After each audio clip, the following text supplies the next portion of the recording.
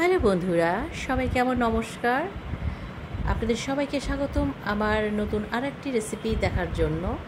পোস্ত, সরিষা, কাঁচামরিচ বাটা দিয়ে কড়াইয়ে জল দিয়ে কিভাবে ভাপে ইলিশ রান্না করা যায় তারই একটি চমৎকার রেসিপি।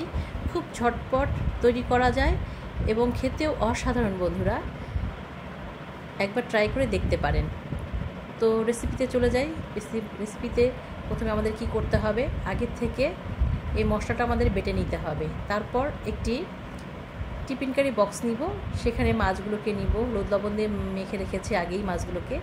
তার উপরে সর্ষে, কালো সর্ষে, সাদা সর্ষে, কাঁচামরিচ এবং পোস্ত একসাথে বেটে মাছের মধ্যে দিয়ে নিব। লবণ, হলুদ এবং একটু সরিষার তেল দিয়ে ভালো করে মাখিয়ে নিব।